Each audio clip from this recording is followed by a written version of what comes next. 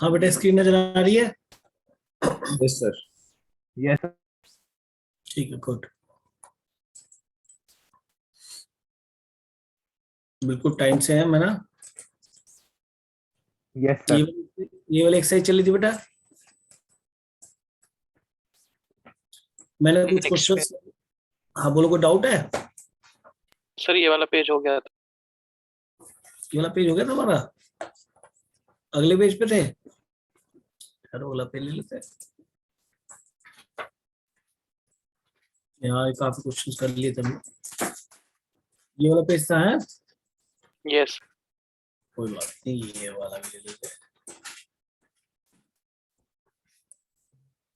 देखो, ये कहने को आपके लिए नया पेज है, ठीक है? हाँ, लेकिन ये कोई नया नहीं है। अरे कहने को ये नया पेज है, लेकिन आपको लगेगा कि ये सब पुराना ही है, मतलब सब आपका पढ़ा हुआ है। तो कुछ क्वेश्चंस लेके मैं आपको दिखा देता हूँ, तो आपको फील आ जाए कि हाँ ये आपका किया हुआ है। ठीक है, मैं कुछ क्वेश्चन दिखा रहा हूँ, फिर कुछ ऐसे ही क्वेश्चन आगे भी आएंगे, तब उसमें करेंगे, क्योंकि वहां पर जो क्वेश्चन होंगे और भी इससे बेटर होंगे, और यहाँ पे इक्वेशन एग्जैक्टली वही बनती है, वहां पे नई टाइप की बनेंगी। ठीक है बेटा, अब आज की क्लास में कुछ वर्ड प्रॉब्लम भी ले रहे हैं। देखो क्वेश्चन लिखा है, find the equation of the curve passing through the point. तो ये कर्व पास कर रहा है 0,π/4। यहाँ को कर्व नहीं बनाना आपने। अच्छा, whose differential equation is this? तो डिफरेंशियल इक्वेशन दे रखी है हमें किसी कर्व की, और आप जानते हैं कि डिफरेंशियल इक्वेशन को अगर हम किसी भी तरीके से इंटीग्रेट करके क्या फाइंड कर लेते हैं बेटा, उसका जनरल सॉल्यूशन। मैं ठीक बोल रहा हूँ क्या? Yes sir. Yes sir. Solution को क्या देता है हमें, ये भी बता दो जरा। जो जनरल सॉल्यूशन मिलता है उसके अंदर dx और dy तो नजर नहीं आएंगे जब वो इंटीग्रेट हो जाएंगे। अगर कार्टेशियन इक्वेशन। कार्टेशियन इक्वेशन उस कर्व की, बल्कि कार्टेशियन इक्वेशन उस फैमिली की मिलती है, उस कर्व की फैमिली की मिलती है, जिसमें सेम टाइप की कैरेक्टरिस्टिक्स होती है। ये बात मैंने आपको पढ़ाई थी, नहीं पढ़ाई थी? अब ये सबसे पहले जब भी आप कोई भी डिफरेंशियल इक्वेशन की तरफ देखेंगे, तो सबसे पहले आपका चेक होता है दैट इज वेरिएबल सेपरेबल। सबसे पहला चेक यही होना चाहिए, और मेरे ख्याल में इस क्वेश्चन में नजर आ रहा है वेरिएबल सेपरेबल क्लियरली। ऐसा कोई भी स्टूडेंट नहीं होगा आई थिंक जिसको वेरिएबल सेपरेबल नजर नहीं आ रहा होगा। इसको मैं राइट में ले जाऊं, क्योंकि इसके अंदर अलग से कोई कांस्टेंट नहीं दिख रहा। अलग से कांस्टेंट मतलब 6 लिखा होता तो इधर ले भी जाता तो बड़ी मुश्किल आती ना। तो ये 0 है, ठीक।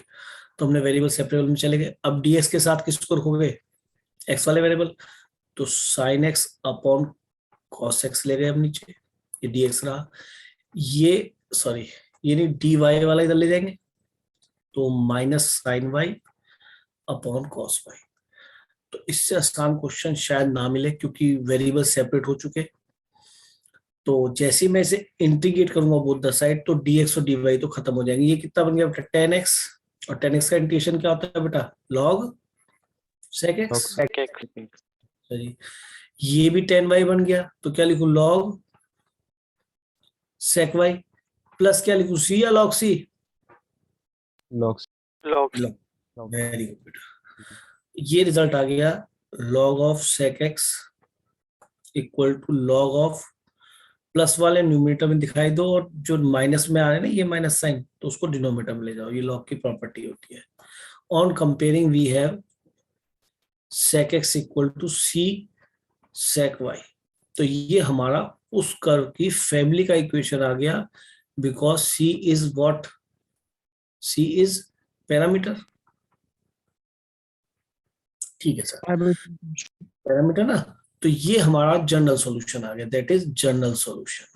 अब इसने कहा पर्टिकुलर सॉल्यूशन बताओ। अभी तो पूरी फैमिली ऑफ कर्व का इक्वेशन है, सी बदलते चले जाओगे, डिफरेंट डिफरेंट कर्व इसी कैरेक्टरिस्टिक्स के मिलते रहेंगे, जिसमें कोई पर्टिकुलर क्वालिटी होगी। बट उसमें से इसका एक बंदा वो जानना चाह रहा है, एक फैमिली मेंबर जानना चाह रहा है, which passes through the point 0,π/4। Point ही बोला ना, तो that is abscissa and that is ordinate. तो इसकी जगह x की जगह तो 0 ठोको, और y की जगह π/4।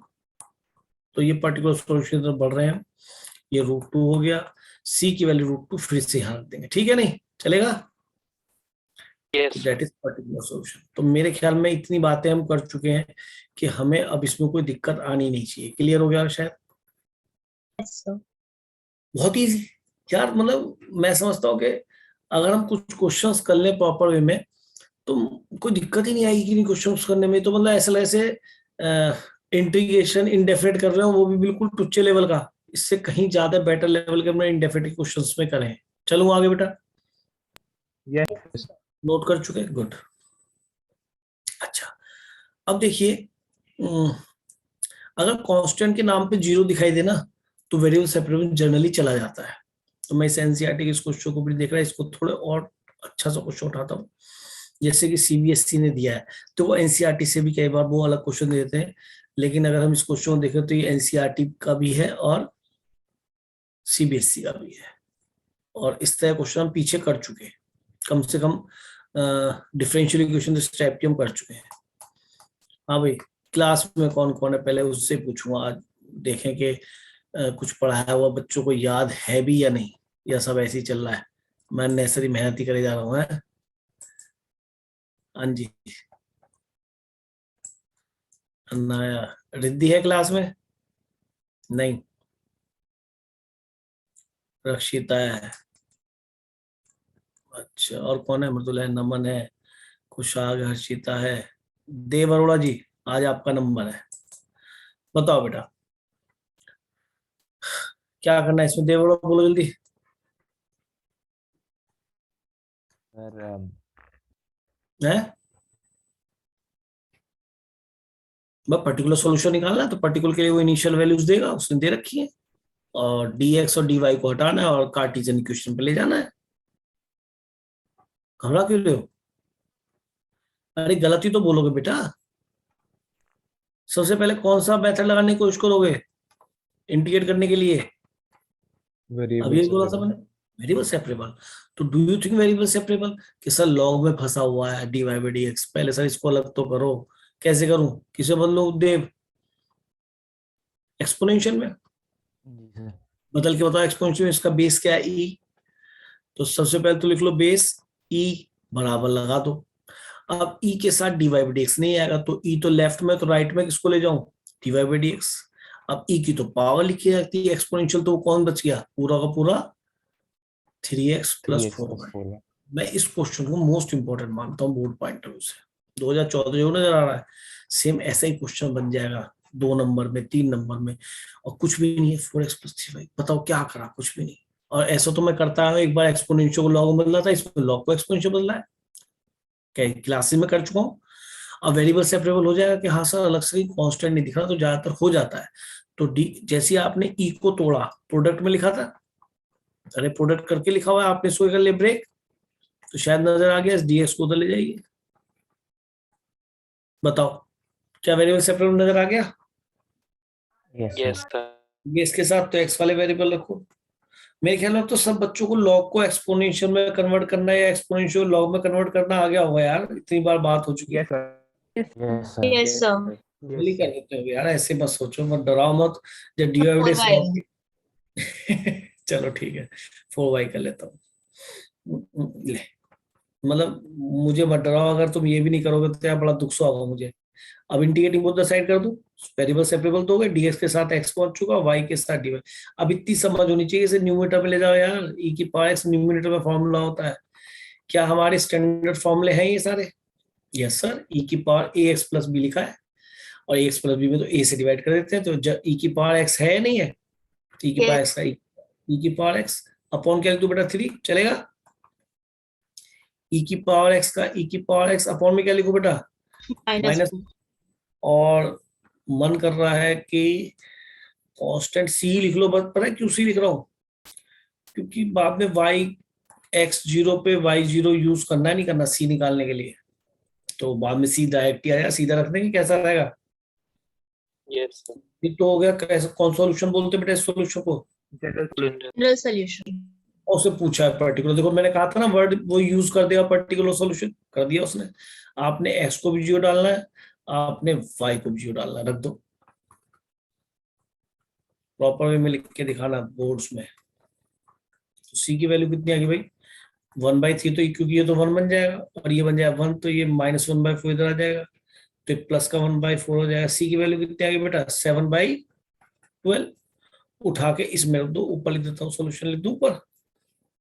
ये बन गया, यहां से लिखना पड़ेगा बेटा, 1/3 e⁻³ 3x, माइनस को प्लस इधर ले आऊं, प्लस 1/4 e⁻⁻4y, और सी को ही सी की वैल्यू 7/12। ज्यादा कितने से मल्टीप्लाई कर दो तो मन में आ रहा होगा, किससे करूं? 12 से। ठीक है, equal to 7, that is our answer. ये that is particular solution, that is general solution. I think clear हो गया होगा। Yes, चलेगा? sir. कुछ भी नहीं। तो वर्ड प्रॉब्लम ऐसी कोई खास नहीं है कि आपको डराएं, सीधा सीधा था। लॉग के अंदर देखा डिवाइड एक्स फंसा हुआ है कि सर इसको अलग अलग कैसे करूं, वेरिएबल सेपरेबल, तो ये कहता है अलग करना है, और dx तो ऐसे डिनोमिनेटर में नहीं दिखना चाहिए अगर अगर वेरिएबल सेपरेबल है तो हमने इसे सीधा एक्सपोनेंशियल बदला,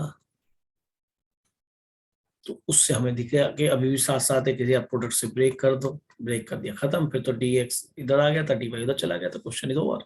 नोट कर लिया? Yes, sir. चलिए, Yes, sir. अच्छा जी, एक मिनट। कई बार क्वेश्चंस में जैसे वो ऐसे भी आपसे क्वेश्चन बनवा सकता है बड़े आसान तरीके से, वो भी दिखाता हूँ। देखो, और एक क्वेश्चन वर्ड प्रॉब्लम की फॉर्म में आ सकता है। वैसे मैंने आपसे कहा था कि पूछ लेना, तो किसी बच्चे ने पूछा? बताओ बताओ, मैंने क्या पूछने के लिए कहा था? Word problem. सिलेबस में है नहीं। है? पूछा किसी ने? अरे बताओ भाई, सिलेबस में है नहीं? नहीं पूछा किसी ने? चलो कोई बात नहीं, आगे चलते हैं। Find the equation the curve through the point this. ठीक है जी, curve through the point, point बना लो, 1,0 से पास करता है। ऐसा क्यों दे रखा है? कैसा? सी निकालने के लिए, पर्टिकुलर सॉल्यूशन के लिए। If the slope of the tangent, और स्लोप ऑफ द टेंजेंट को हम क्या लिखते हैं भाइयों बहनों? dy/dx। हो गया क्वेश्चन। अब इसने डिफरेंशियल इक्वेशन बनवा लिया आपसे। पिछले क्वेश्चन में क्या था? आपको डिफरेंशियल इक्वेशन दे रखी थी, इतना फर्क है। डिफरेंशियल इक्वेशन कैसी इक्वेशन जिसमें dy/dx इन्वॉल्व होते हैं, यानी कि डिफरेंशियल कोफिशिएंट्स इन्वॉल्व होते हैं। समझ में आ गया? और क्या ये बने, सॉरी, क्या ये वेरिएबल सेपरेबल है फॉर्म? हो जाएगी? यस, डेफिनेटली हो जाएगी, क्योंकि x वाले साइड टर्म इधर की तरफ या dx उधर ले जाओ और y वाले टर्म इधर ले आओ, तो 1/y-1। अच्छा, अब जिससे पूछे वो बताएगा मुझे बच्चा, और dx को उधर ले जाओ। मैंने x वाले टर्म इधर रहने दिए, ये हो गया dx। क्या मैं वेरिएबल सेपरेबल कर पाया बेटा? यस कर पाए। dx न्यूमरेटर में दिख रहा है, dy न्यूमरेटर में दिख रहा है, तो अब तो इंटीग्रेट करना है। चलो जी, अब फिर पूछते हैं कौन बच्चा बताएगा, देखते हैं।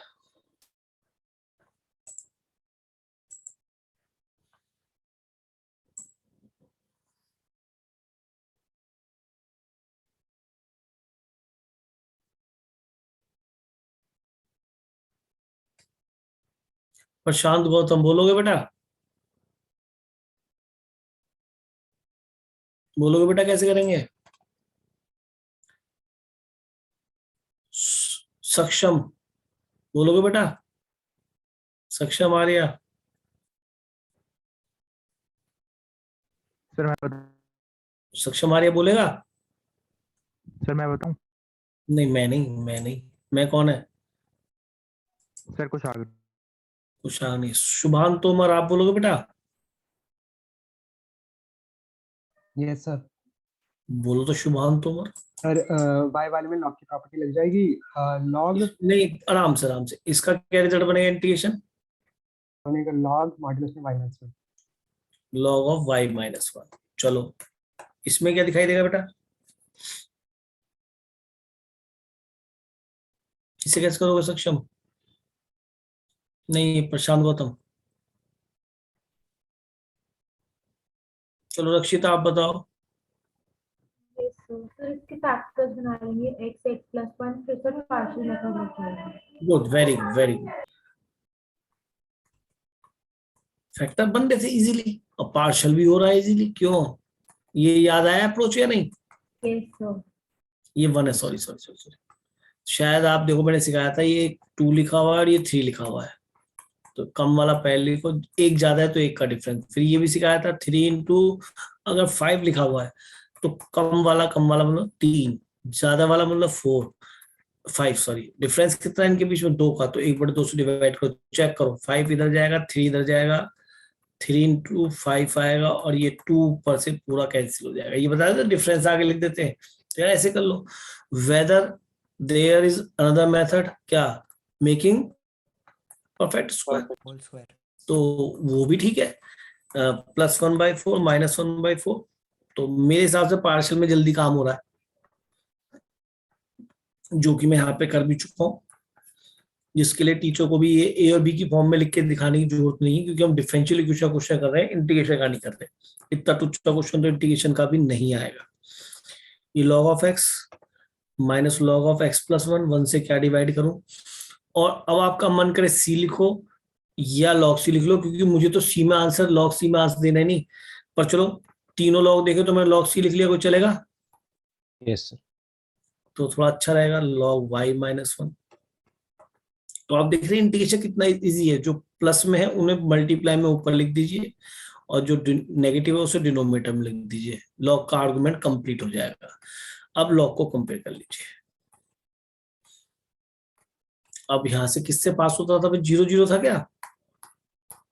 1 0. 1,0 यानी x को 1 रखना है, that is general solution equation 1 में। अब इसमें x को 1, y को 0 है, यही है ना, x को 1, y को 0। तो c कितना मिल गया बच्चों, बताओ? -2। अब मैं यहाँ एक बात जरूर कोट करूंगा आपको, बोर्ड में तो सब ऐसी गोलमाल है, अगर ये क्वेश्चन आप कंपटीशन में कर रहे होते तो यहाँ मॉडुलस आता, यहाँ मॉडुलस आता, यहाँ मॉडुलस आता, यहाँ मॉडुलस आता, तो सोचो कि c/mod 2, 1 का मॉडुलस 1 ही होगा, 2 उधर जाएगा, बताना c की वैल्यू क्या आती? तो वहां मॉडुलस का बहुत इंपॉर्टेंट रोल होता है। कहीं ऐसा ना हो कि वहां पे आपका आंसर -2 आ रहा हो, उसने +2 के हिसाब से जनरल पर्टिकुलर सॉल्यूशन दे रखा और आप कंफ्यूज हो जाए। तो प्लीज वहां याद रखना मॉडुलस का खेल जरूर। यहाँ तो बोर्ड में तो सब ऐसी गोलमाल है भाई, सब गोलमाल है। समझ गए क्या कह रहा हूँ? लॉजिक समझ गए मेरी बात का? Yes, sir. ध्यान रखना इन बातों को, कंपटीशन में ऐसे गड़बड़ कर देगा। लेकिन अगर आप बोर्ड में भी ऐसे करके आते नंबर नहीं कटेंगे, उल्टा वो टीचर समझेगा कि हाँ बच्चे की सोच अलग है और वो सही कर रहा है। तो सी को +-2 रिजल्ट आना चाहिए, तो मैं इससे इसके पर्टिकुलर सॉल्यूशन पे जा रहा हूँ। तो y - 1 = -2x / x + 1। x + 1 को मैं इधर ले जाता हूँ, ब्रैकेट में लिख दूंगा। आई बात समझ में या नहीं? क्योंकि अंदर मल्टीप्लाई भी कर लेंगे, अच्छा है, नहीं भी करो तो आंसर आ चुका है। क्लियर हुआ जी? Yes, sir. तो ये बोर्ड्स में मॉडुलस वाली अप्रोच को अप्लाई कर लेना, चाहे मत करना, नंबर में कोई दिक्कत नहीं आने की। लेकिन कंपटीशन में तो भैया हर स्टेप फूक के रखना, वहां गड़बड़ नहीं होनी चाहिए, ठीक है? तो कुशाग बार बार मॉडुलस कहता है तो कुशाग पर्टिकुलर सॉल्यूशन में मॉडुलस का बहुत ध्यान रखना है, ध्यान रहेगा। Yes sir. चलते हैं आगे। चलो, तो यहाँ से मैं अभी आपको एक आधा रेट वाला क्वेश्चन करा दूं, कल्चर वाला भी है यार ये। चलो एक क्वेश्चन और देखते हैं एनसीईआरटी का।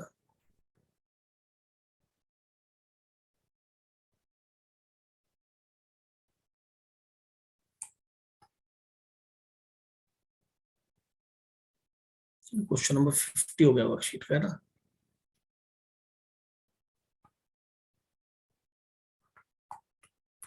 अच्छा, इनमें सब में क्या है, एक ही टाइप के क्वेश्चंस है, मतलब कुछ ऐसा नहीं है कि आप परेशान हो जाए कि यार बैंक प्रिंसिपल वाला आया क्वेश्चन तो हमें हमेशा ऐसे ही करना है। देखो भाई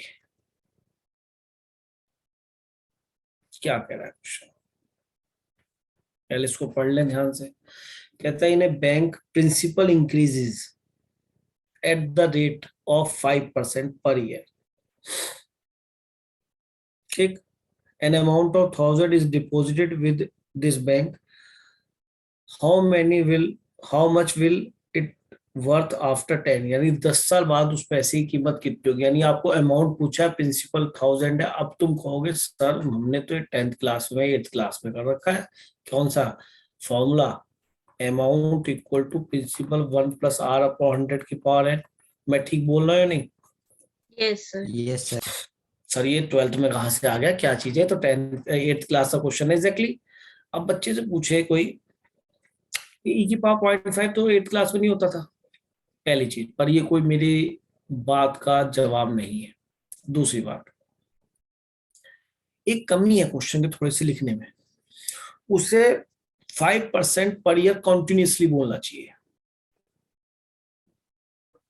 ये रेट ऑफ इंटरेस्ट जो हम पढ़ते हैं, अमाउंट, प्रिंसिपल और ये पढ़ते हैं ना, ये बेटा डिस्क्रीट होता है। डिस्क्रीट का मतलब अलग अलग पार्ट में जोड़ के उनको सबको मिला के, पहले प्रिंसिपल लिया, 1 साल बाद प्रिंसिपल में कितना जुड़ गया, 5%, यानी R%। अगली बार क्या होगा, अब की बार अमाउंट ये इतना बन जाएगा, फिर उस पर फिर क्या लगेगा बेटा, R% और अप्लाई होगा। तो इन सबको जब जोड़ते हैं तो रिजल्ट ये बन जाता है। ठीक है, पी कॉमन लेके सब ऐड करते हैं ना इसको, तो ये रिजल्ट ये बन जाता है। इसका डेरिवेशन होता है फॉर्मूला जो मैंने आपको थोड़ा सा बताया, ये होता है ना, पहले प्रिंसिपल लिया, प्रिंसिपल पे इंटरेस्ट लगाया 8%, फिर उसको ऐड करा, फिर अगला प्रिंसिपल जो अमाउंट बना वो अगले साल के लिए फिर प्रिंसिपल बन जाएगा, फिर उसके ऊपर 8% रेट ऑफ इंटरेस्ट मिला। तो इस तरह से फॉर्मूला बने। तो डिस्क्रीट का मतलब छोटे छोटे टुकड़ों में हर साल का अलग अलग निकाला और तब ऐड करके बनाया। एक होता है कॉन्टिन्यूस समीशन, तो उसके अंदर कॉन्टिन्यूस इंटीग्रेशन से निकलता है। तो अब मैं आपको उस पर ले जाके दिखा रहा हूँ। इससे वैसे यहाँ पर जो आपके बोर्ड में क्वेश्चन बनेगा वो कॉन्टिन्यूस का है, नहीं तो वो वहां पे पूछता ही नहीं। ठीक, अब मैं इसको समझाता हूँ। ये कह रहा है, अब थोड़ा ध्यान देखो, तो बैंक प्रिंसिपल इंक्रीजेस, तो ऐसा भी नहीं था, उसने कंटिन्यूस क्यों नहीं लिखा, bank in a bank principal increases at the rate of 5%, यानी कि प्रिंसिपल इंक्रीज कर रहा है एट द रेट ऑफ, यानी रेट का मतलब होता है कि principal change in principal at the rate of, rate का मतलब टाइम के एट द रेट ऑफ, यानी कि change of P upon change of T. कहना मतलब ये कि प्रिंसिपल इस रेट से चेंज करता है 5% पर ईयर। तो 5% यानी कि हर बार प्रिंसिपल का 5%। थोड़ा अजीब सा लगेगा शुरू में सुनने में, घबराना मत बिल्कुल भी, क्योंकि अगर कोई बैंक से रिलेटेड क्वेश्चन बना तो उसमें आपको हमेशा ऐसे करना है। मैं एक बार और बताता हूँ, अगर आप रेट चैप्टर पढ़ते 12th में, जो कि आपके फर्स्ट टर्म में कट गया, फर्स्ट टर्म के एग्जाम हुए थे ना, उसमें एक एप्लीकेशन डेरिवेटिव में रेट चैप्टर भी है, यस सर। तो वो कट गया, तो वहां पे इसके बारे में ज्यादा बात होती। तो आपको ये मैं बोलता इस बार, आपको ऐसा लगता है सर ये तो पता ही है, हमें क्या बता रहे हो, आगे चलो आप ये कहते हैं। लेकिन अब ये बड़ा अजीब सा लग रहा है। आप सच बताओ, स्पीड जो पढ़ते हो, change in distance upon change in time ही तो होता है, ये जो स्पीड होता है। Yes sir. भाई यहाँ से डिस्टेंस यहाँ से चेंज करी, पहले यहाँ करे थे, पहले यहाँ पहुंचे फिर यहाँ पहुंचे, दोनों डिस्टेंसेस में चेंज, तो d1 minus d2 upon change in time, delta को बोलते हैं चेंज इन टाइम, जैसे इसको डेल्टा डी बोलेंगे, d2 माइनस d1 को। तो ये भी वही है। तो जब बहुत छोटा टाइम है तो उसके लिए स्मॉल डी यूज करते हैं। तो ये वो अपने डिफरेंशियल से इंस्पायर्ड हो गया, change in principal per unit time. ये कह रहा है bank principal increase at the rate of 5% per year. तो रेट जब आया, रेट ये बता रहा है, रेट का मतलब डिवाइड बाई टी, यानी इसके रेस्पेक्ट में, टाइम के रेस्पेक्ट में। तो मैं जब भी कोई बैंक का क्वेश्चन कहूंगा तो आपको dp बाई dt याद आएगा नहीं आएगा, बस मुझे इतना बता दो। Yes Yes, sir. उसने कहा ना प्रिंसिपल इंक्रीजेज, यानी प्रिंसिपल बदला, पहले P1 था फिर P2 हुआ, तो P2 बड़ा है, तो P2 माइनस P1 को हम बोलते हैं DP। ठीक है, और उस समय शुरू में टाइम T1 होगा फिर T2 हुआ, तो T2 माइनस T1 हुआ, तो इसको बोलते हैं DT। तो DP बाई DT नहीं बन गया बेटा, ये ऐसे सोचा जा सकता है ना। तो यही DP बाई DT, यानी change of principal change of time. तो ये बोलता है रेट ऑफ चेंज। रेट किसी का भी निकालते हो, एक चीज बताओ, रेट जब किसी का निकालते हो तो मान लो 5 kg आइटम है और आप जो है उसको पर केजी से डिवाइड क्या कहूँ, जैसे 200 किलो कोई आइटम है उसको आप जो है किससे डिवाइड करोगे, पर यूनिट कॉस्ट जो होगी उसकी, है ना, ऐसे निकालते हो ना। Yes, sir. तो वही चीज ये है। तो change in principal per unit time the increase, और इंक्रीज कर रहा है, यहाँ पे डिक्रीज भी हो सकता है। अगर बैंक जो है ब्याज घटा दे, अपना इंटरेस्ट घटा दे, तो change of principal per unit time ऐसे ऐसे पढ़ो, इंक्रीज इन रेट ये दे रखा है। अब क्या करूं भाई, एन अमाउंट, यानी कि इनिशियली जो अमाउंट है प्रिंसिपल वो आपका 1000 रुपीज है, ठीक है, और तब टी कितना होगा बेटा, टी शायद 0 होगा, जब आपने शुरू में पैसे जमा करे होंगे। इसको पी नॉट लिख लेते हैं। अब वो चाह रहा है P1 कितना होगा आफ्टर 10 ईयर, इसको हमने लिख लिया T नॉट, और इसको लिख लिया हमने T1। T1 कितना, 10 ईयर्स। दोबारा समझो, जो इस लाइन में वो दे रहा है वो ये कह रहा है कि with the bank how much will it worth after 10 year, यानी कि वो प्रिंसिपल मैंने माना शुरू में तो P नॉट था 1000 रुपीज, जब बैंक के पास ले गए तब उस टाइम 0 था। अब 10 साल बाद उसने कहा P100 जो 1000 रुपीज था वो P1 बन गया अमाउंट, है ना, उसको मैंने प्रिंसिपल ही बोल दिया। अब प्रिंसिपल बढ़ के 10 साल बाद कितना बन जाएगा, चाहे वो अमाउंट बन जाए, लेकिन है तो प्रिंसिपल से चेंज होकर P1 से P0 से P1 बनाना मेरे हिसाब से, उसको मैंने P1 बोल दिया। इसे अमाउंट ही बोलेंगे एक तरह से, लेकिन ये प्रिंसिपल P नॉट अगर इनिशियली था तो अब वो कितना हो गया बेटा, P1 हो गया है। ठीक, तो ऐसा क्वेश्चन क्योंकि एनसीईआरटी में तो आ सकता है आसान को सोचते हुए। तो हमने क्या किया बेटा, ये तो हमारी वो वाली वैल्यूज हो गई जिससे हमें क्या पता पड़ेगा भाई, सी निकले करेगा कॉन्स्टेंटेशन, ठीक है। तो भैया मेरे ख्याल में ये क्वेश्चन साफ कह रही है कि इसमें 2 वेरिएबल दिखाई दे रहे हैं, एक पी और एक टी। प्रिंसिपल बदलेगा हर साल, और टाइम तो कभी कांस्टेंट होता ही नहीं, वो तो फिक्स होता ही नहीं है, बदलता ही रहता है। तो वेरिएबल सेपरेबल नजर आ रहा है क्या, यस सर। डीपी के साथ तो पी नीचे ले जाओ, और 5/100 को पी लिख दो काट के, और dt के साथ कुछ ना है तो 1 रहने दो, क्या दिक्कत है। On integrating both the side, 20 को बाहर रखो, कितना बन गया बेटा, log p equal to 1/20 into t plus कॉन्स्टेंटेशन क्या लिख दो बताओ, सी लिख दो या log c लिख दो बताओ, जैसे कहो। जो log c लिख देते हैं, log c लिख देते हैं, कोई दिक्कत नहीं, इसको सीधा ले आएंगे तो मर्ज हो जाएगा इस साथ। log p minus log c, सी ही लिखता, चलो पर लिख दिया, अब तो लिख दिया, कोई सी मुझे एक log दिखाई देगा ना, मैंने कहा एक तो मर्ज हो ही जाएगा। फिर log m minus log n क्या हो गया, m/n 1/20t। और अगर मैं इसे एक्सपोनेंशियल बदल लूं तो ये तो नीचे आएगा, याद है आपको, ऐसे भी सिखाया लिखने का तरीका में, p/c इक्वल टू e की पावर, ये सी था, हाँ, e की पावर 1/20t। तो आप देख रहे हैं सी उधर चला जाएगा तो p इक्वल टू कितना मिल गया बेटा, प्रिंसिपल जर्नल c इंटू ई की पावर 1/20t। वैसे एक चीज बताओ, जब भी ऐसा क्वेश्चन बनेगा तो फाइनल रिजल्ट हमेशा ऐसे आएगा कि जो प्रिंसिपल रहेगा वो क्या रहेगा, k टाइम्स e की पावर RT। R क्या है, रेट ऑफ इंटरेस्ट, रेट कितना है 5%, 5% का मतलब 5/100, that is our R। R है 5/100 है, नहीं 1/20 नहीं हो गया, और t टाइम हो गया।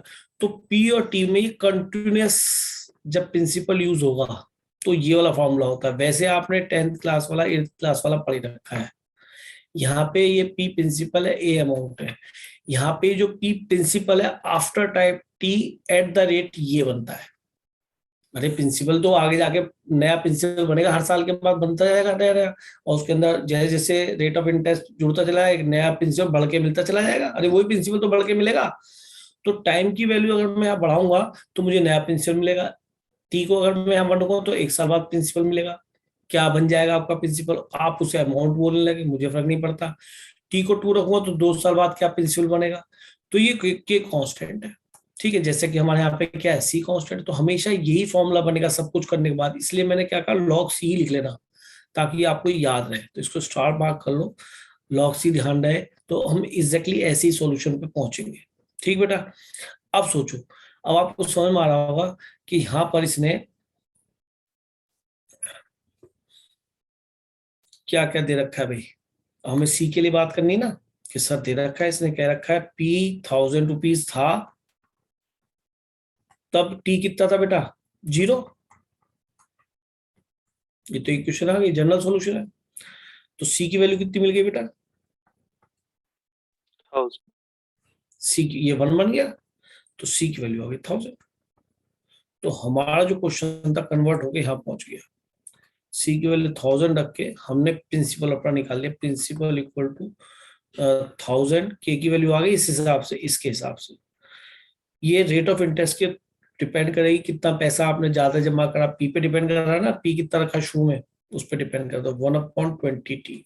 मजे की चीज देखो, ये आपके पास वो रिलेशन डेवलप हो चुका है जिसमें आप कोई सा भी टी रखो कि 2 साल बाद कितना प्रिंसिपल बन जाएगा आपका, 3 साल बाद प्रिंसिपल पे इंटरेस्ट रख के नया प्रिंसिपल बन जाएगा, उसे आप चाहे अमाउंट बोल लें। बात समझ गए? तो अब मैं अपना काम कर लेता हूँ। उसने मुझे पूछा कि 10 साल बाद, और यार ये क्या लिख दिया मैंने,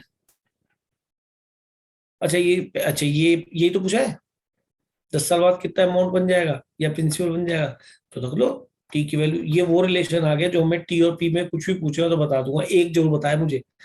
तो 10 साल बाद, तो टी को मैंने रखा है 10, ऊपर रखना 10। अब आप देख रहे हो कितने चालाक है एनसीईआरटी वाले, उसी की वैल्यू रखिए 1/2 है ना, 1/2.5 नहीं बनेगा। Yes. तो ये वैल्यू इसलिए आपको सजावट के तौर पे दे रखी है। वो आपसे चाह रहा है, अगर नहीं देता तो आप उसे वहीं ऐसे छोड़ देते, लॉग टेबल से नहीं निकालते, हमारे मैथमेटिक्स पे नहीं निकालते। तो ई की पावर 0.5 मिल गया, 1.648 1000 इंटू 1.648। हाँ जी, कितने हो गए, इतने रुपीज हो गए। कितने Yes, साल sir. बाद, 10 साल बाद। अच्छा, मैं एक बात यहाँ पे और क्लियर कर देना चाहता हूँ, जो ताकि आप कल को सोसाइटी में निकलेंगे, मैथ्स का एप्लीकेशन करना चाहेंगे, तो जो मेन नॉलेज कहती है, तो उसके हिसाब से मैं आपको बता दूं कि अगर आपने इस फॉर्मूले से निकाला amount equal to principal 1000, 1 plus rate 20 रखोगे, 5 रखोगे तो 1/20 बनेगा, उसकी पावर 10। चाहे आप इसे लॉग लेके सॉल्व करेंगे तो 21/20 की पावर 10। कैलकुलेटर से करके देख लेना, अगर थोड़ा मन टाइम हो आपके पास तो ये देख लेना, ये 16 हमारा रिजल्ट कितना है, 1648 आया ना, 48. तो ये उससे कम आएगा क्योंकि डिस्क्रीट समीशन है। ठीक है, ये मैं आपको नॉलेज दे रहा हूँ, ये कोई बताएगा नहीं आपको, क्योंकि मैं कमर्शियल मैथमेटिक्स जो होता है ना वो भी पढ़ाया हुआ है सीए के लिए भी, तो मुझे पता है वहाँ ये डिस्क्रीट समीशन है, वो कंटीन्यूअस समीशन है, ये उससे कम आएगा। 1628.9. निकाल लिया, Yes. क्या है बताना। 1628.9. मैंने कहा था ना कुछ कम आएगा। तो मैं तुम्हें थ्योरेटिकली बता रहा हूँ कि मुझे इसकी नॉलेज है, तो इसलिए मैंने आपको बताया उससे कम आएगा। तो कंटिन्यूअस अगर आप लेंगे किससे रेट ऑफ इंटरेस्ट, तो उसे कहना भाई डिस्क्रीट ही दे दे तू मुझे। लेकिन बैंक वाले पता है क्या होते हैं, जो वहाँ एम्प्लॉय काम करते हैं, आपको पता है उनके पास तो सीएससी सॉफ्टवेयर होता है, उसमें वैल्यूज डाले खटका। अगर तुम उससे कह रहे भैया डिस्क्रीट है कंटिन्यूअस, तो बहुत से तो ऐसे भी बैठे होंगे उन्हें पता ही नहीं होगा कि ये सामने वाला क्या कह रहा है। समझ में आई बात? ये नहीं, Yes, sir. Yes, sir. इस क्वेश्चन से हमने काफी चीजें ये सीखी कि जो हमें कल को एमबीए करेंगे, इंजीनियरिंग करेंगे और सोसाइटी में आगे बैठेंगे तो रेट ऑफ इंटरेस्ट का मीनिंग क्या, कंटिन्यूअस रेट ऑफ इंटरेस्ट क्या होता है, और डिस्क्रीट ये फॉर्मूला जो लगता था वो क्या होता है। ठीक है जी, Yes, sir. चलते हैं क्वेश्चन से पता कैसे चला है कंटिन्यूअस है? भाई कहते रहो rate of change, rate of, तू तो रेट सोचा 5%, और एक यहाँ पे ई की वैल्यू नजर आ रही है, ये तो सबसे पहले बोला था। ठीक है, ओके सर। और वहां पे वो उसे मैंने तो बोला भी था मैंने कि उसे कंटिन्यूअस लिखना चाहिए, कंटिन्यूअस रेट ऑफ चेंज है, ठीक है ना, ये भी मैंने बोला था। लेकिन फिर मैं कहूंगा कि 12th का क्वेश्चन करो तो इस तरह से कर लेना, ई की वैल्यू देखिए इस तरह से कर लेना, लेकिन वहां पे मेंशन होगा कंटिन्यूअस रेट ऑफ चेंज। ठीक है, ये सीए के पार्ट 1 में जो क्या होता है, कौन सा बेसिक क्या होता है, उसमें भी मैथमेटिक्स में आता है, और वैसे भी ये तो हमारे लिए यूज होने वाली चीज है। चले भैया आगे। तो मैंने यहाँ पे आपको बैंक वाला क्वेश्चन भाई करा दिया। कराने को तो मैं भी ये वाला क्लास तो ये 2 लाख और ये बैक्टीरिया सब हो जाएंगे, लेकिन चलो पहले कर्व का क्वेश्चन ले लेते हैं। 51 थोड़ा गैप इसलिए दे रहा हूँ क्योंकि वो भी ऐसी होना है, जो अगला बैक्टीरिया वाला 52 नजर आ रहा है ना क्वेश्चन, एग्जैक्टली वो भी ऐसी होना है। Sir I think sample paper में दे रखा है वो बैक्टीरिया वाला। दे रखा है ना, तो वो भी करा देंगे आपके लिए, क्यों चिंता करते हो। बस मैं एक बार पता क्या है, सैंपल पेपर भी केवल बेटा कुछ भी देते हैं, मेरे से आपसे मैंने रिक्वेस्ट की थी कि बेटा एक बार जो आप देख लीजिए कि कहीं ऐसा तो नहीं है कि word problem related to differential equation syllabus में है या नहीं है, और हम अननेसेसरी करते चले जाए, क्योंकि हमें बोर्ड की तैयारी करनी है अभी, उसके हिसाब से देख रहा था मैं। तो एक बार थोड़ा इसको क्लियरिफाई कर लेना। अगर सैम पेपर में तो होगा ही, क्या सीबीएसई वाले सैम पेपर में है या किसी और सैम पेपर में? बोलो बहन जी। यस सर, सीबीएसई वाले में देखा था। बताओ जो सीबीएसई ने पब्लिश करा वो वाला। सर वो तो बुक है मेरे पास, उसमें है। मेरे बुक की बात नहीं, क्योंकि सीबीएसई का सैंपल पेपर उसके अंदर तो मैंने भी देखा था, एक ही सैंपल पेपर उन्होंने इश्यू करा, उसमें डिफरेंशियल का क्वेश्चन वर्ड प्रॉब्लम की फॉर्म में नहीं है। सेकेंडली आज आप सीबीएसई साइट पे जाके एक बार देख लेंगे, या कुछ आप तो अभी भी देख लेगा नेट पे खोल के, सर चेक कर फोन ले। से कर रहा हूँ, क्लास के बाद कर दूंगा या फिर अभी देख लूंगा सर। चलो देख लेना, कोई बच्चा देख सकता हो तो चेक करके मुझे बताया। मैं कभी ऐसा ना हो अननेसेसरी एफर्ट लगा रहा हूँ और मजा ना आए बाद में। मैं तो सारे वर्ड प्रॉब्लम समझा दूं। सर दिख तो नहीं। सैंपल पेपर में तो नहीं है, तो मेरा सैंपल पेपर देखा हुआ है बेटा।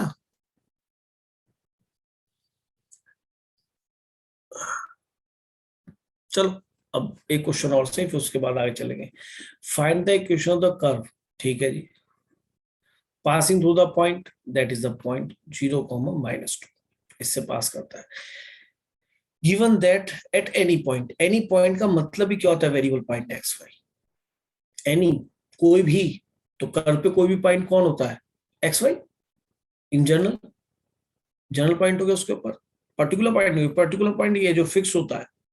कहता है एट एनी पॉइंट, ये उसने डिस्क्लोज कर दिया एक्स वाई, वो ना चाहे तो ना लिखे इस चीज को, बिल्कुल हटा दे बीच में से। एनी पॉइंट का meaning it reflects x comma y, not x naught y naught, not x1 y1, not 0, -2. Any point is taken always xy because variable है। कोई भी पॉइंट की बात करें, एनी पॉइंट का तो कोई भी। अब मैं कहूँ घर में से कोई भी बंदा बुला दो, तो जनरल कुछ कोई बुला दो, और मैं कहूँ नहीं भाई घर में से वो पीली शर्ट वाला बुलाओ, दैट इज पर्टिकुलर। क्लियर हुई बात? तो any point on the curve, the product of the slope, slope लिख लिया जी। Product of slope of its tangent, ठीक है। स्लोप ऑफ टेंजेंट यही होती है, dy by dx है। Slope of product of slope of its tangent and y coordinate, यानी एनी पॉइंट पे कहीं पे टेंजेंट ड्रॉ करा, एक्स वाई पे वेरिएबल, x1 y1 पे नहीं, वेरिएबल पॉइंट पे किसी पे भी, यानी कि इस कर्व के किसी भी पॉइंट पे जो स्लोप है, किसी भी है, ये कोई भी पॉइंट है ना, कोई भी या फिर किसी भी पॉइंट पे, तो किसी भी पॉइंट को क्या कहेंगे, एनी पॉइंट इंग्लिश में, या फिर जनरल पॉइंट, ठीक है। Slope, product of slope and y coordinate of that point is equal to x coordinate. यार ये दे दिया लल्लू सा, ये तो वेरिएबल सेपरेबल दिख रहा है, दिख रहा, किसी को भी दिख रहा है, केवल dx को कर ले जाना है, खत्म क्वेश्चन। क्यों जी, y² 2 equal to x² 2 is equal to c/2 लिख लो, कांस्टेंट इंटीग्रेशन, कोई दिक्कत तो ना है। अबे log c लिख सकूं, c/2 लिख सकता, 2 हट जाएगा यार। आंसर आ गया y² equal to x² plus, तो ये ज्यादा आंसर अच्छा नजर आएगा, नहीं तो 2 और दिखाई देते सब जगह। बात समझ में आई? That is our general solution. अब हमें क्या निकालना है कि सर ये भी कह लो, ये हो गया हमारा फैमिली ऑफ कर्व। तो ये पक्की बात है कि ये हमारा हाइपरबोला है, और हमें वहां पे नेचर नहीं बताना इसका, हम तो सीधा 0, -2 से पास करा रहे हैं। तो -2 का y की वैल्यू रखो बेटा इसमें, -2 का whole square equal to 0 square plus c। तो c की वैल्यू कितनी आ गई बच्चे? 4। c को उठा के 4 यहाँ ठोक दो, y square equal to x square plus 4। Equation हो गई y square minus x square equal 4। ये वाला हाइपरबोला बनेगा क्योंकि y पॉजिटिव में दिख रहा है। याद आ गया? मैंने ये Yes. बताया था, जब y पॉजिटिव दिखे तो वर्टिकल होता है, x पॉजिटिव में नजर आए तो हॉरिजॉन्टल होता है। नॉलेज के लिए बता रहा हूँ, वहां कोई पूछेगा नहीं आपसे। ठीक है जी? Yes sir. सर बोलो सर, जो बोलो। सिलेबस है सर उसमें तो नहीं लिखा हुआ। क्या मैंने व्हाट्सएप पे भेज दिया है सर, सिलेबस में तो नहीं है बोर्ड्स की, उसमें क्या मतलब लिखा हुआ दिखा है? नहीं मेरे को सर। क्या मैंने लिखा भेज हुआ? दिया है बस व्हाट्सएप ग्रुप पे। Application derivative, application of integration लिखा है और कुछ नहीं लिखा। डिफरेंशियल इक्वेशन की टाइप क्या क्या लिखे, पढ़ के बता दे यार। सर फोन पे कर रहा हूँ इसलिए दो विंडोज नहीं खोल सकता। अच्छा अच्छा, कोई और हमारे यहाँ स्मार्ट आपके बच्चा फोन पे आ नहीं? गई होगी, ग्रुप पे भेज मैं दिया बता मैंने। देता हूँ बोल बोल बोल, कौन है? सर सूर्यांश। बोल बेटा। एक सेकंड सर, हट गया। हाँ, definition, order and degree, general and particular solutions of a differential equation, solution of differential equation by method of separation of variables, solution of homogeneous differential equation of first order and first degree of the type dy by dx equals to function of y by x, solution of linear जल्दी नहीं आ रहा differential बस। equation लेकिन देखो of the मुझे, type। मैंने भी देख लिया। आप यहाँ पे जनरल सॉल्यूशन पर्टिकुलर सॉल्यूशन लिखा है, तो जनरल सॉल्यूशन पर्टिकुलर सॉल्यूशन तो ये भी हो गया है जो हम कर रहे हैं क्वेश्चन, है ना? जनरल सॉल्यूशन, जनरल के बाद जो पर्टिकुलर सॉल्यूशन मिलेगा तो कर्व के साथ ही मिल सकता है ना। Yes, sir. लेकिन स्पेशली पर उसने कहीं लिया नहीं कि वर्ड प्रॉब्लम की बात कर, लेकिन यहाँ पे पर्टिकुलर सॉल्यूशन की बात हो रही है, तो बिना वर्ड प्रॉब्लम के बन सकता है, वर्ड प्रॉब्लम के साथ ही बन सकता है। ठीक है? और मेरे ख्याल में कोई भी महान लोग हमें नहीं बताएंगे इस बारे में। अगर स्कूल के टीचर भी देख के बताएंगे तो इसी को देख के बताएंगे, and they are also not able to describe this because particular नहीं लिखा हुआ इसके अंदर कि वर्ड प्रॉब्लम्स आर इंक्लूडेड और नॉट, है ना? ठीक है ना? तो चलो लीव इट, हम अपनी तैयारी पूरी करते हैं। ठीक है? हमें सोचना नहीं है, मैं समझ गया, बिकॉज जिस तरह के language is used by CBSE that is not in proper way, है? तो कोई दिक्कत नहीं। हमने आपको एक बैंक की प्रॉब्लम भी करा दी है और एक ऐसी भी करा दी है। अब मैं चाहता हूं कि आप पहले बताओ, हमारी क्लास सुबह होगी, है? तो मैं चलो जी, एक बच्चे ने बोला कि इसी के क्वेश्चन और देख लीजिए, तो बैंक का एक क्वेश्चन और देख ले भाई। ऐसा ना, जब 2 क्वेश्चन करते तभी प्रैक्टिस पाता है, नहीं तो फिर बुरा पड़ सकता है। अब तुम्हें क्या लगेगा कि बैंक वाला क्वेश्चन, अरे सर आ तो जाए तो बैंक वाला ही कराता हूँ, क्योंकि एक क्वेश्चन से मजा नहीं आता, फील गुड नहीं होता। तो ये हमने एक क्वेश्चन और ले लिया। एक कौन सा नंबर क्वेश्चन है ये? क्वेश्चन नंबर 48 है ना, यही है जी। अब देखो आपके सामने सब कुछ है, आपने जैसे ही देखा सीधा इक्वेशन तो बिना सोचे समझे लिख देंगे। जैसे कहता है bank principal increasing at the rate of, तो सीधा लिखना है change in principal at the rate, rate का मतलब टाइम, dp by dt। क्या याद हो गया? Yes, sir. कितना परसेंट? वहां कितना दे रखा था पहले में? 20% था। यहाँ पे क्या दे रहा है? R%। ये तो दे रहा है Yes. R% को हमने वहां कैसे लिखा था यार? देखे 5%. P का 5% लिखा था, और हमें याद करना पड़ेगा ऐसे। P का 5%, और यहाँ पे क्या लिखूंगा बताओ?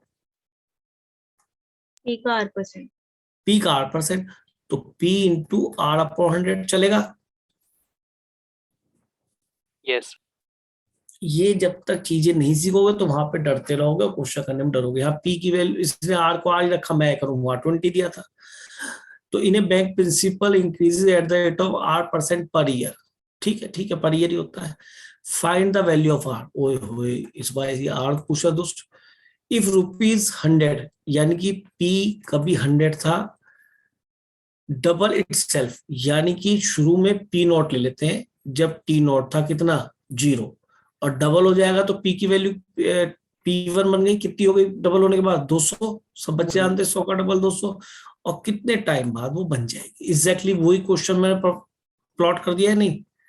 सर टाइम तो दे रखा है। टाइम टाइम दे रखा है कितने, 10 साल बाद? और आसान हो गया, यस सर। 10 साल बाद डबल हो जाएगा। मन कर रहा है बैंक में पैसे रखो ही मत, है?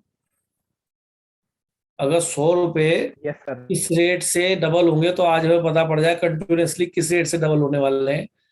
तो क्या रेट होगी देखते हैं, पहले रेट को देख लेते हैं क्या आती है, तब इसके ऊपर कमेंट करेंगे, ठीक है?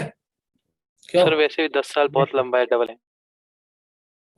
10 साल बेटा, आज भी किसी बैंक में पैसा डालो 10 साल में नहीं डबल होने वाला। पहले 5 साल में, 7 साल में होता था, अभी मेरे ख्याल में 10 ही में ही होगा लगभग। नहीं होता 10 में डबल। लो आवाज आएगी इधर से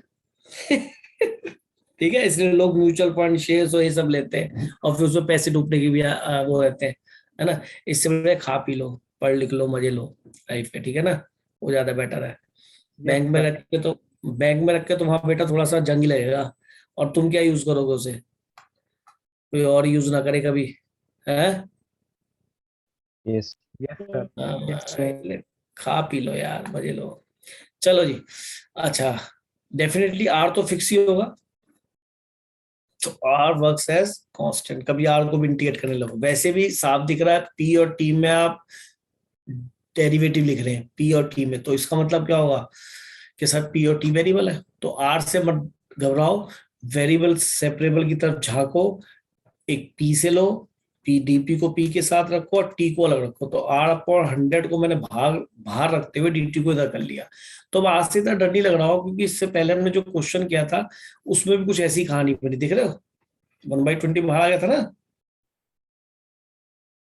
दिखाई दे रहा है या नहीं? यस बस ये समझने की कोशिश करो और उसी तरह से चलते रहो। वेरिएबल सेपरेबल हो चुका, टेकिंग साफ बोथ द साइड, मतलब इंटीग्रेटिंग बोथ द साइड।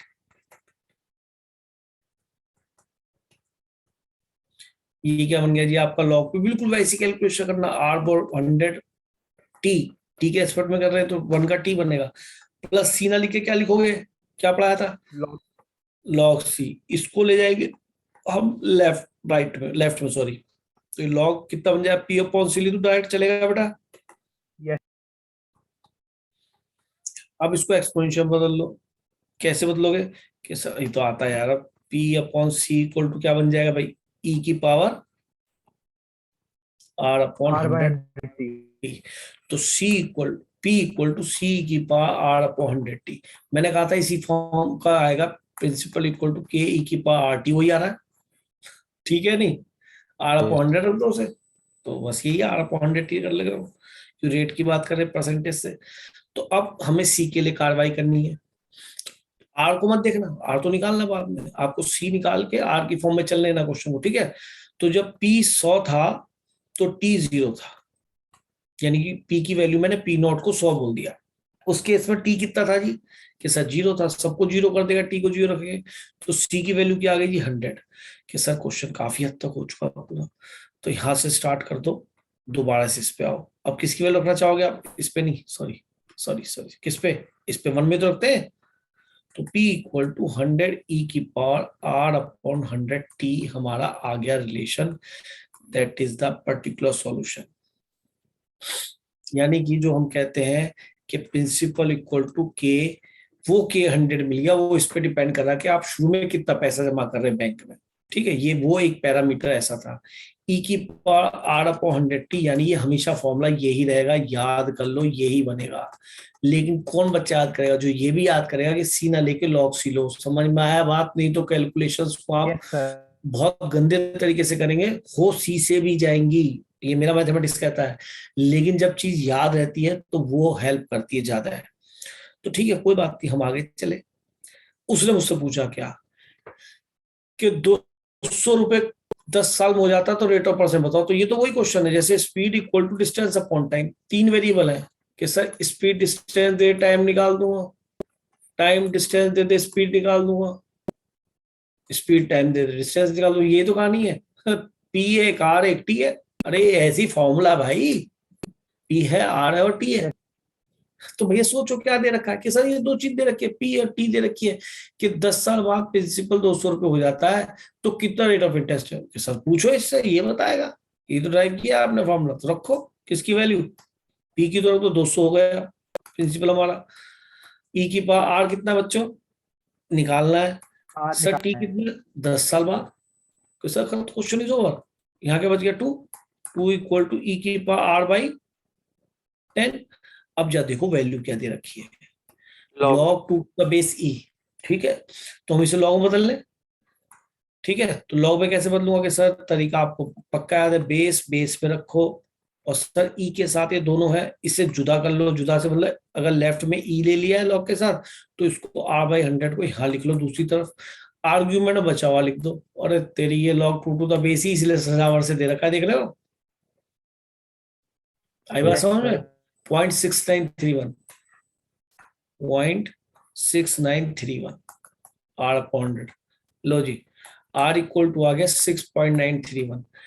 इतने परसेंट से आपको रेट ऑफ इंटरेस्ट मिला। क्या 6.9% मिलता है रेट ऑफ इंटरेस्ट? नहीं, बैंक में भी 3% सेविंग पे होता है, और जब आरडी करोगे तो उसके अंदर 5% 7% ही है।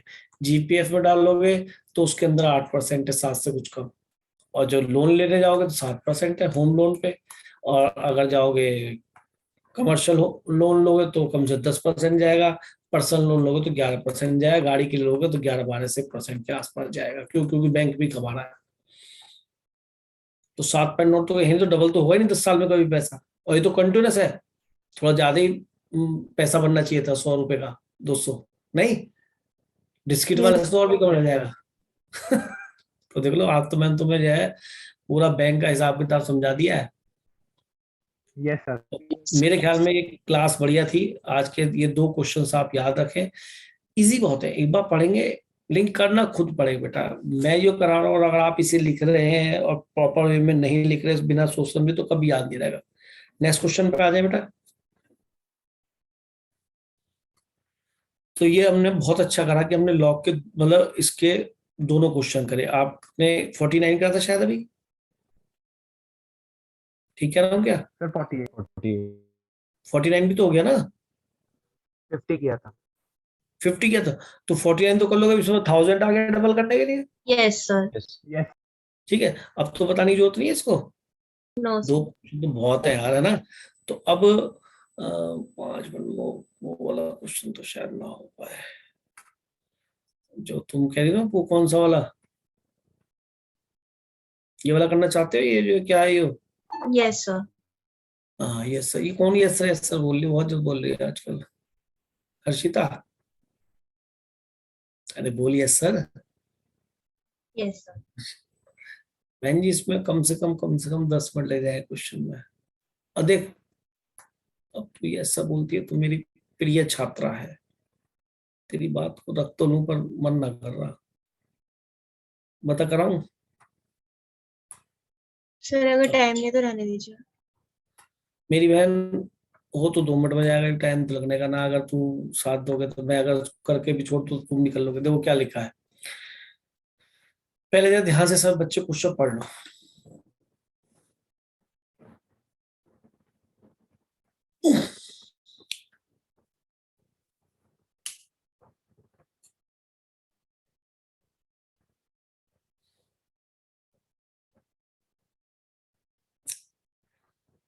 पढ़ लिया जी? क्या कह रहा है, in a culture the bacteria count is 10 lakh लिखा है भैया, या 1 लाख लिखा है? 1 lakh 1 lakh. 1 lakh. The number is increased by 10% in 2 hours. तो कहने का मतलब ये है कि इनिशियली रेट ऑफ चेंज है इसका 10% है। तो जो हमने अभी प्रिंसिपल वहां सोचा था वैसे ही कुछ क्वेश्चन ये भी है, नया कुछ नहीं है। शुरू में खेती हो रही है बैक्टीरिया की, बैक्टीरिया का डेवलपमेंट कर रहे हैं। तो जब t इक्वल टू 0 टाइम था तो बैक्टीरिया काउंट जो n था वो कितना था बेटा? 1 लाख। अब वो इंक्रीज हो रहा है। अरे वो जैसे हम अपना सिरका बनाते, सिरका को क्या बोलते हैं अंग्रेजी में भाई? विनेगर। विनेगर। या कोई भी बैक्टीरिया से बनने वाली चीज होती है, बहुत सारी मेडिसिन भी बनती हैं, बहुत सारी चीज बनती है, हाँ कार्ड बनती है। तो वो वही चीज है यहाँ पे। तो अपने ऐसी बैक्टीरिया डेवलप ज्यादा करेंगे जो हमारे लिए हेल्पफुल हो। हर तरह के बैक्टीरिया है ना। वायरस तो हमारा पीछा छोड़ ही नहीं रहा, आप देख ही रहे हो, ऐसी कर रखी है पूरे वर्ल्ड की। बैक्टीरिया को तो मार भी सके, वायरस को मार ही नहीं पा रहे, कोई बात नहीं, तुम में से कोई साइंटिस्ट बनेगा शायद मार दे। तो लिखा है वो बैक्टीरिया का हिसाब किताब कर रहे हैं। शुरू में काउंट, बैक्टीरिया काउंट था 1 लाख, यानी t इक्वल टू 0 पे 1 लाख था। In a culture the bacteria count is this, शुरू में ये था तो इसलिए t इक्वल टू 0 लिया। The number is increase, number increase कर रहा है 10%, तो यानी कि चेंजेस नंबर dn/dt। क्या लिखा है 10% इन 2r, ओहो ये गड़बड़ कर दी, 10% इन 2r, तो इसे 1 आवर में निकाले ना, ये थोड़ा सा लॉजिकल बढ़ा दिया इसने। 10, हम तो परसेंटेज 1 पर आवर निकालने, ज्यादा बेटर रहेगा। तो पर आवर में क्या होगा रेट ऑफ चेंज? सर ये डेटा नहीं दे रखा हमें, क्या मतलब मेरे हिसाब से डेटा दे रखा है कि t इक्वल्स टू 2r पे वो 1,10,000 हो गया है। ये भी ठीक है। अच्छा ये अभी तक क्वेश्चन आगे चलेगा भी, क्वेश्चन आ Yes, गए। हाँ तो वो आगे दे रहे हैं, ये वाला दे दिया, सॉरी। तो ये कह रहा था number is increase by 10% 2r, यानी कि 10% बढ़ गया। तो 1 लाख का 10% निकाल लो भाई, का 10%, तो नेचुरली 10 से डिवाइड हो जाए, कितना हो गया 10,000। तो अब क्या हुआ कि 2 घंटे बाद हमने देखा तो 10,000 इसमें जुड़ गए, तो कितना हो जाएगा ये 1,10,000, ठीक है नहीं? अभी क्वेश्चन निकल रहा है, मैं थोड़ा जरा आगे छलांग लगाती है आगे, यानी कि उसने इनिशियल वैल्यू 2 दे दी, यानी कि ऐसा होगा जरूर जो सी अटकेगा वो 1 नहीं 2 होंगे कांस्टेंट, जिनको हमें निकालना पड़ेगा। अब कहता है इन हाउ मेनी आवर्स, लो जी टी को रख दो, in how many hours will the count reaches to 2 lakh, कितने टाइम बाद,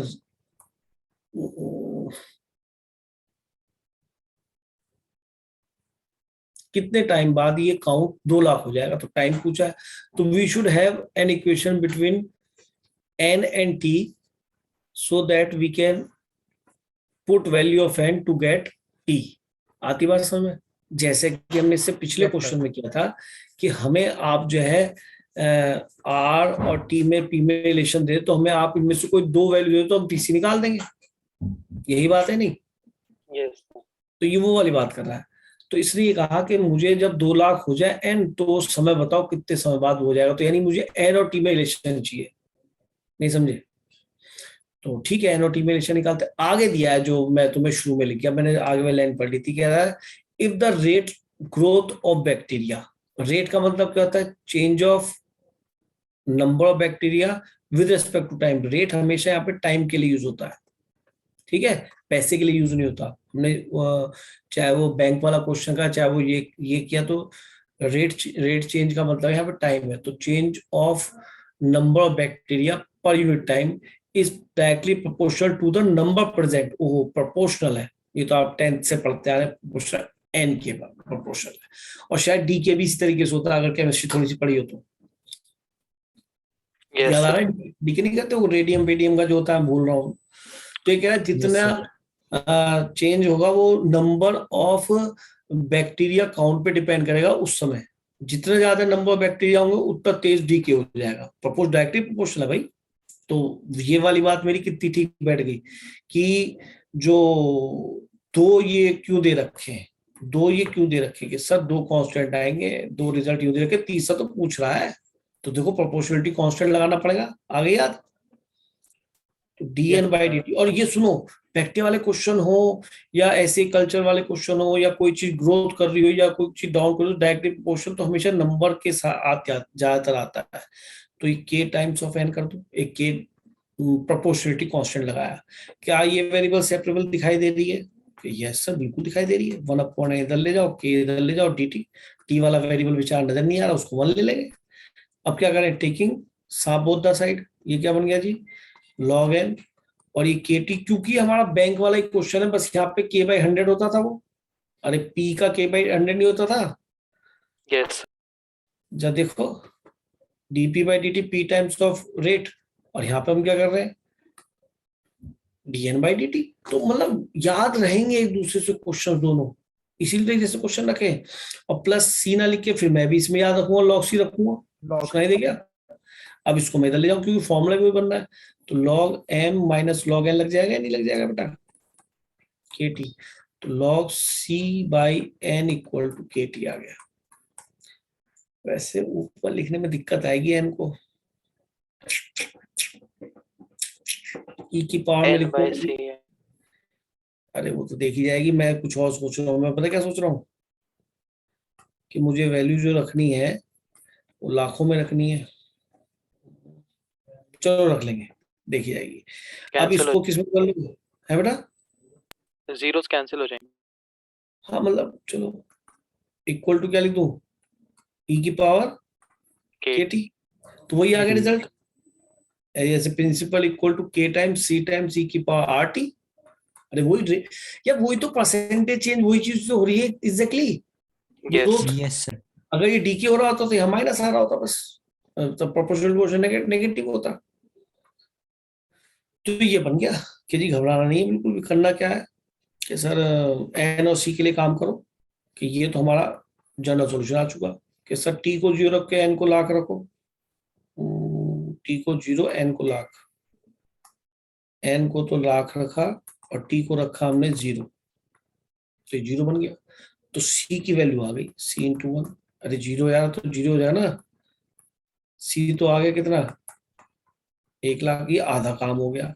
अब क्या रखूंगा यहाँ पे, क्या रखा था भाई, टी को तो रखा था 0 और एन को क्या रखा था 1 लाख। अब टी को क्या रखना है भाई, 2 घंटे बाद 10% बढ़ा था तो कितना बन गया था 1,10,000। 1,10,000। तो 10 की पावर 4 आया क्या यहाँ पे? यस तो ठीक है, इसको भी यूज कर लेते हैं भैया। अब के लिए प्रोग्राम चल रहा है या नहीं, तो एन फीस में रखो, एन सी ई की पावर के टी, एन की वैल्यू 11 इंटू 10 की पावर 4, सी तो निकल चुका, रख दो, रख दो यार यहाँ से यहाँ पे।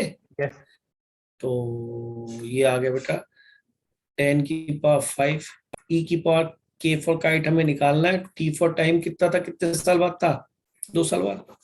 ठीक है, तो ये आ गया 11/10, ये एक बच जाएगा ना 10, यस ई की पावर 2k।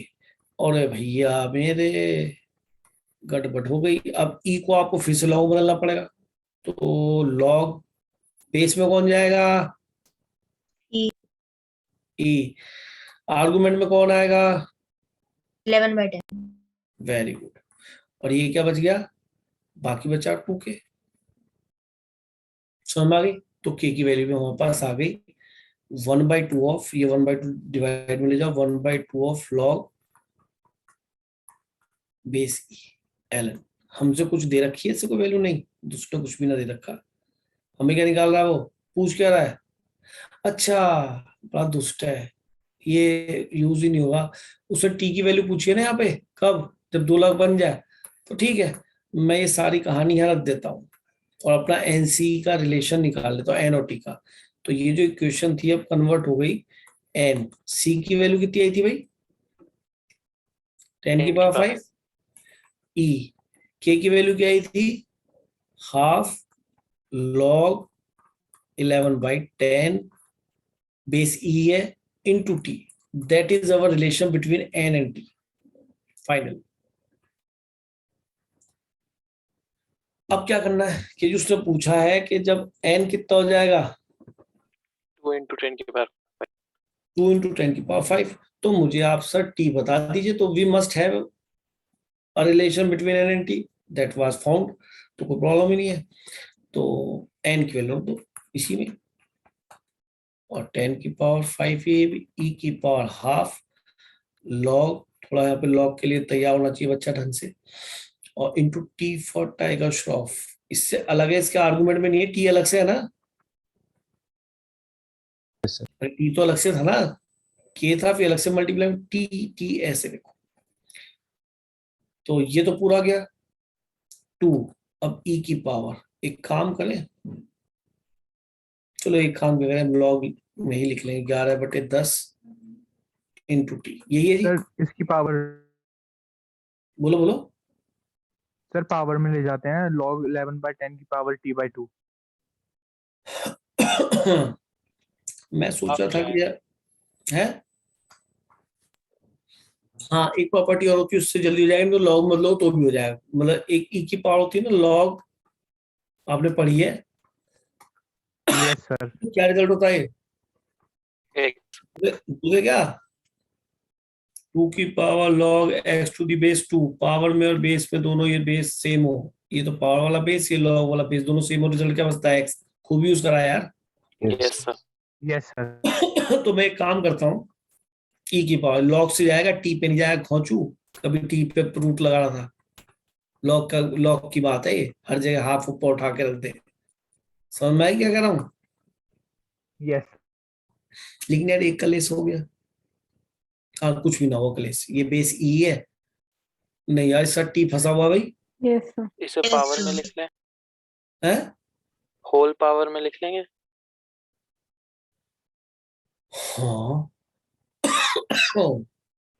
हम्म, अच्छा एक चीज बताओ, अगर हम इसे यहीं से ही लॉग में बदल लेते, तो लॉग बेस में तो ई आता, आर्गुमेंट में टी आता, सीधा कंपेयर हो जाता।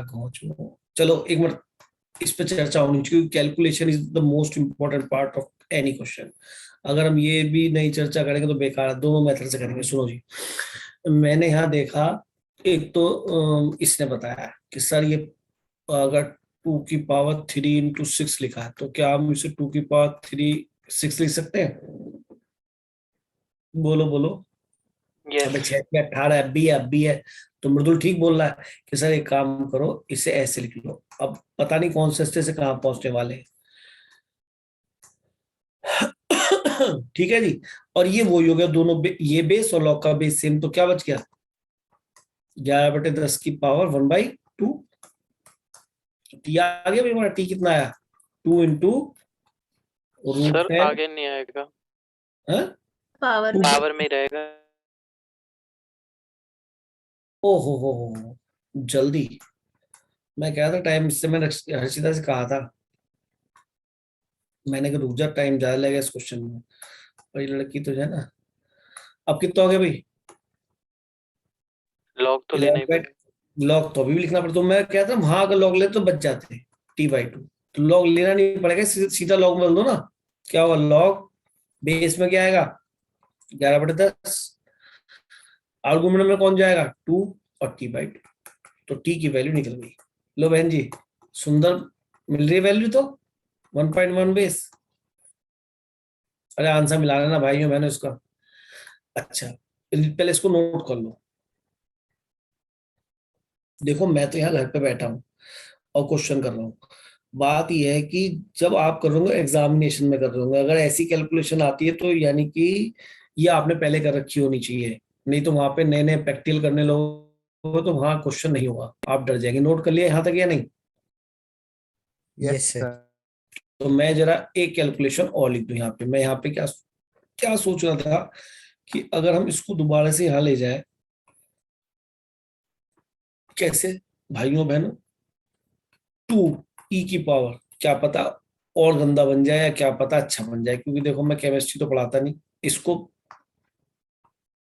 ना फिजिक्स पढ़ा रहा, मैथ पढ़ा रहा हूँ, इस वजह से थोड़ी सी गड़बड़ झाला हो जाता है कैलकुलेशन को, क्योंकि तुम भी कई तरीके से करने लगते हो, मैं भी कई तरीके से। अब मैंने क्या करा, इसको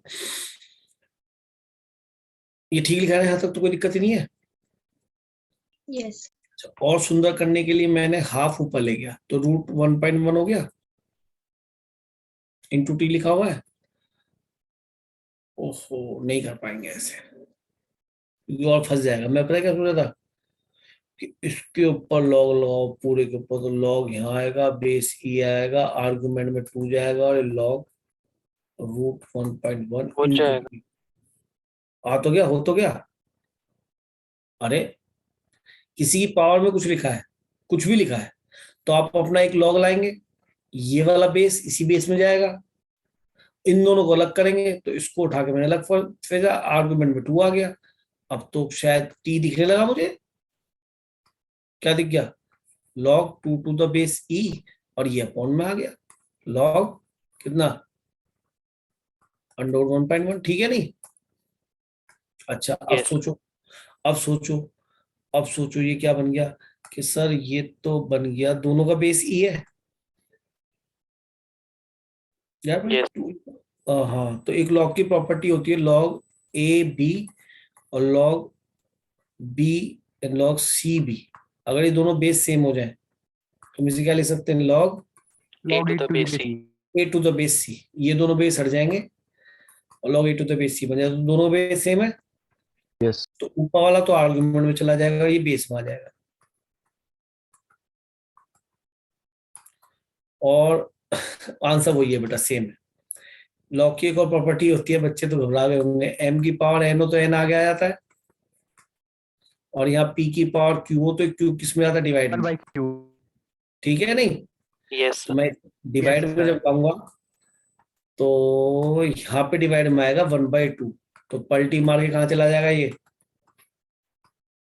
ऊपर। क्या आंसर सेम है? Yes, sir. Yes, sir. देखो दम चाहिए, लॉग पे थोड़ा सा कमांड चाहिए वो तेरी, तो आप कैसे भी चले जाएंगे। नहीं तो भैया फिर कैलकुलेशन को याद करके जाना, क्योंकि आंसर तो हमें यहाँ तक ले जाना पड़ेगा। आप एनसीईआरटी में देखना, इसका आंसर यही मिलेगा एग्जैक्टली। चाहे चेक कर लो। Log base E में लिखा है उन्होंने. अच्छा ऐसे छोड़ दिया है,